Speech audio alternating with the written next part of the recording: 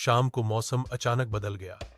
तेज झमाझम बारिश। नील और रोजी बालकनी में खड़ी होकर बारिश देख रही थी, जबकि नील उसके पीछे खड़ा था। रोजी ने मजाक में कहा, तुम्हें बारिश में भीगने की आदत नहीं नील, इसीलिए तुम बोरिंग हो।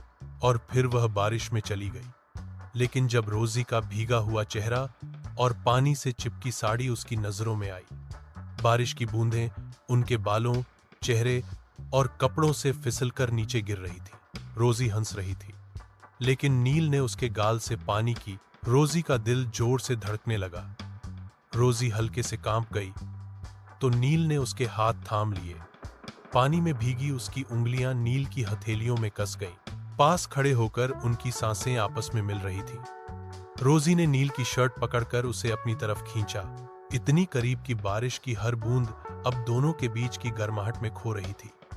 नील ने उसके माथे को होंठों से छुआ और रोजी ने आंखें बंद करके उस पल को महसूस किया। रोजी जब कमरे में लौटे तो दोनों कपड़े से पानी टपका रहे थे। रोजी की आंखें बंद थीं और उसकी सांसें तेज हो रही थीं।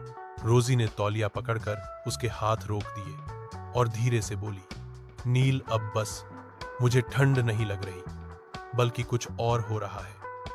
नील ने उसकी आंखों में देखा। उस पल सब कुछ साफ था। रोजी ने खुद को नील की बाहों में डाल दिया। नील ने रोजी को बेड पर बैठाया। रोजी ने उसकी शर्ट की कॉलर पकड़ ली और बोली, ये रात हमारी है और मैं सिर्फ तुम्हारी। नील ने उसके माथे को चूमा, फिर धीरे धीरे उसकी हथेलियों को।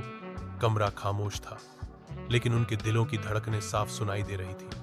उस रात नील और रोजी के बीच की सारी झिझक खत्म हो गई। दोनों एक दूसरे में ऐसे खो गए